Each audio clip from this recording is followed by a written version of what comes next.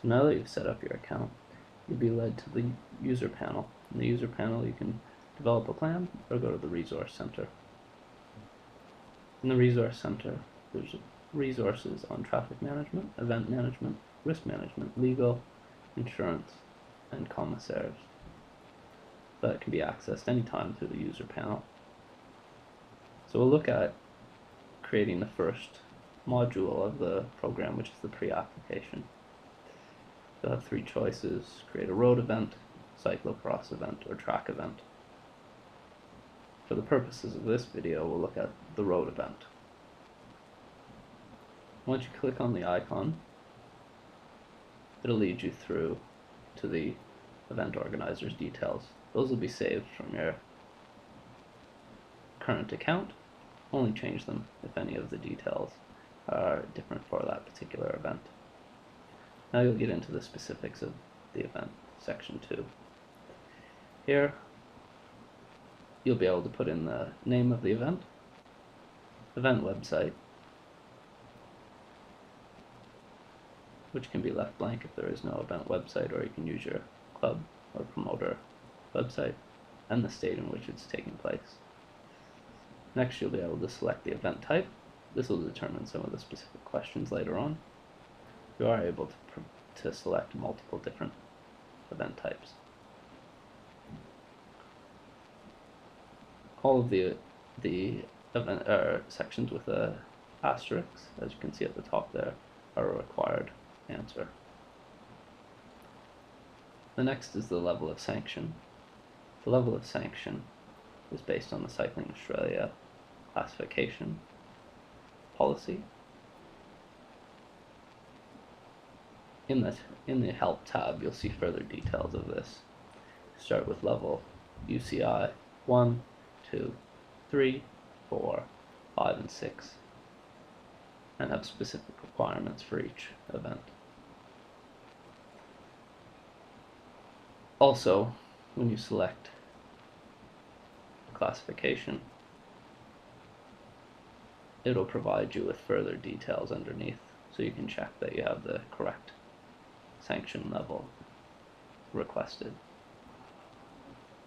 This will be important later on in the event management module when you're selecting, which will determine the level of questions that you'll be asked. Next, you can put in the event categories.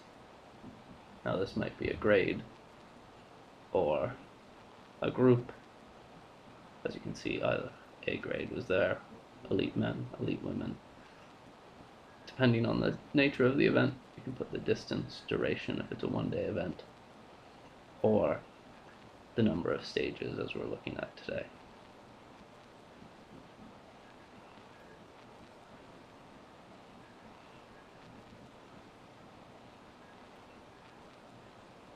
And now it will ask any of the specific stage details. If you're not running a stage race, you can still fill that out. So a stage would just be 1, and it would have the specific information about that specific event.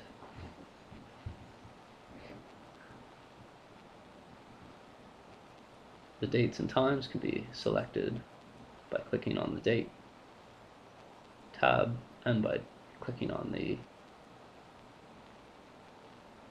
time tabs.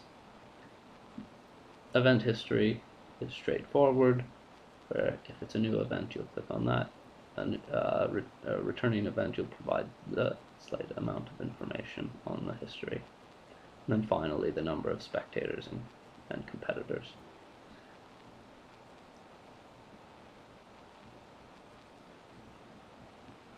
Section 3 looks at the course specifically.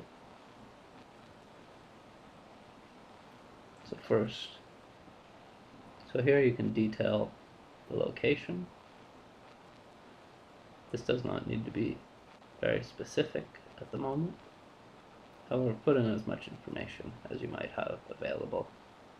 This particular example will use a physical location, whereas stage 2 uses a particular area.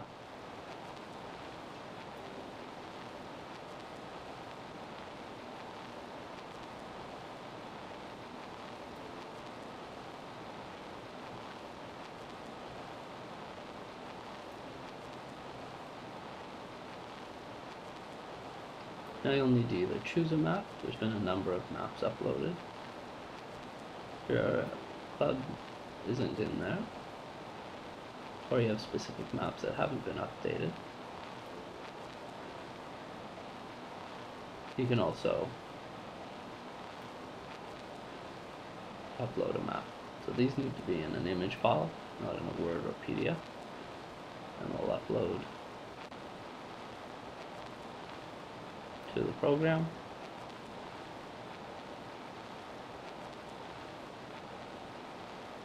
Then you'll do the same on stage 2, or any subsequent stages you may have.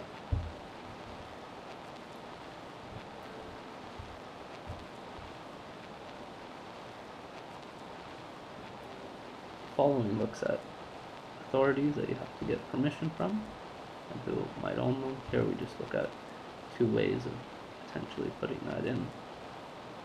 So the state authority or owner of that particular road that you need to get permission from, you have the choice of adding multiple roads, shown in this example, or if multiple authorities might own roads on a particular stage, you can also just add the name of all of the roads. This may be an easier alternative than the first example.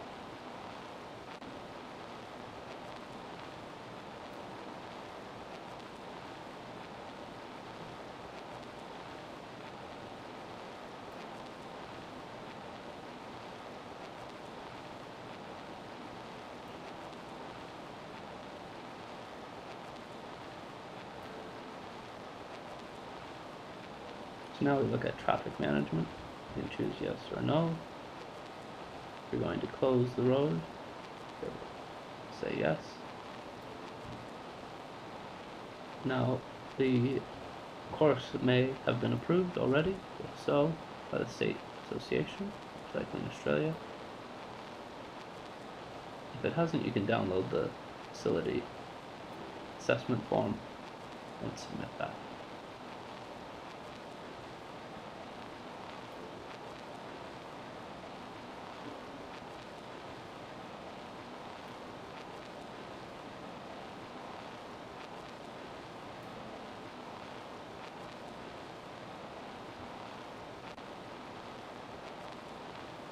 As we noted before, this event would have traffic management, so we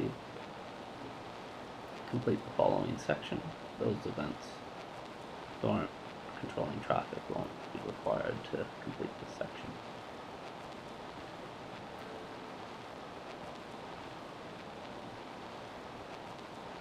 The contact details of those who are undertaking the traffic management should just be input into this particular section.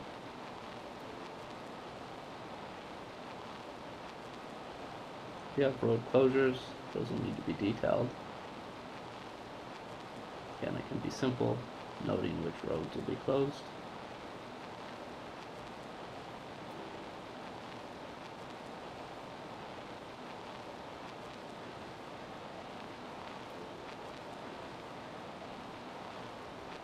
And then for open roads, detailing any of the traffic controls that will be required. Further details on traffic management take place in the event management module.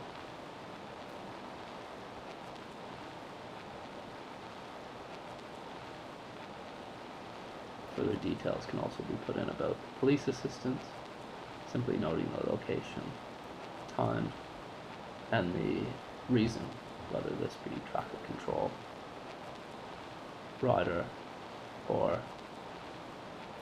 rolling road closure.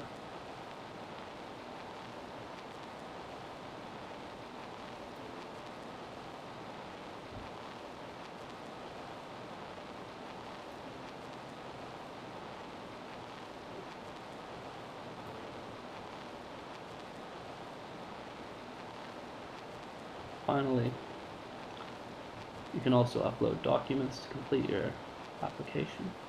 If you've already done previous event management plans, those can be uploaded. For the purposes of this, we'll complete the plan in the planning modules.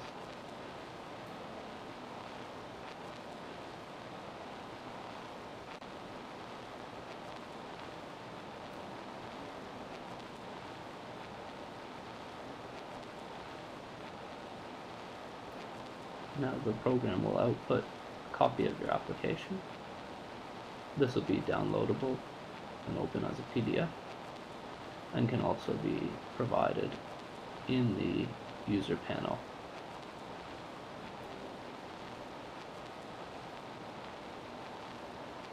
Finally, clicking through that you've provided permits to the relevant road authorities.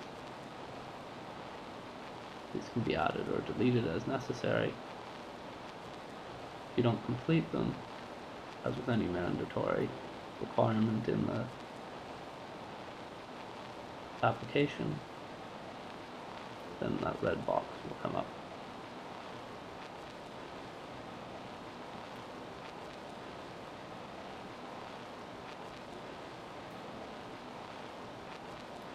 Upon completion and exiting, you'll be brought back to your user panel, where you'll be able to start the event management module